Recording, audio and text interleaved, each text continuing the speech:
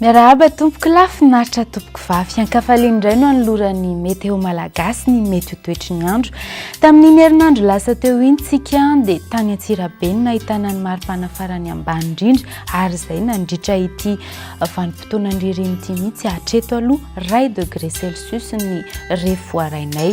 Tsara ihany nefa mampafantatra antsika fa any Ananikely any Ambatolampy any no anisan'ny toerana tena ahitana ny maripana farany ambany indrindra rehefa tonga ny ririnina toy izao.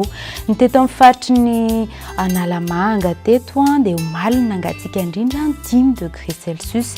Ny ilany atsinanana dia nahazo orana foana mandrapatapitry ny herinandro, saika mandrapatapitry ny herinandro. Mety hanao indray ary ty herinandro vaovao ity mandrafitra ny toetry ny androntsika dia saika alizay hatrany, alizay atonony dia avy eo miamatanjaka. Ny ilany atsinanana dia mahita rahona manifinify hatranytsika fa ny ilany andrefan'iny dia somary mazava ny lanitra. Vokatr'izay jerentsika ny mety ho toetry ny andro rapitso saika mandritra ny tontolo andro mihitsy dia azo orana malefaka ny ilany atsinanana ray manontolo mitohy izany ny oranany mivatsy elo. Ny eto amin'ny faritry ny afovoantany kosa dia mahazo erikerikintsika ary ny ilany andrefana iray manontolo dia saika mazava ny andro amin'ny ankapobeny. Raha ny vinavina ho an'ny maripana dia efa hanomboka hiakatra izy amin'izao 4 degré Celsius ny maripana ambany indrindra eto amin'ny faritry ny afovoantany izay ary manodidina ny 12 hatramin'ny 20 degré Celsius izany amin'ireo faritra sisa.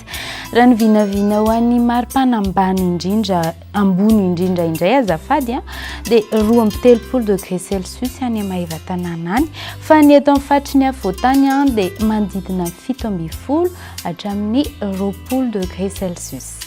Raha ivoaka ivelan'ny Madagasikara ianao dia any a Milan, ny any a Paris toy izay ihany koa ny any Nairobi dia somary andrahona ny lanitra fa ifandimbilimby kely izay any Milan ary balika be ny lanitry Johannesburg ary ny any a Bangkok.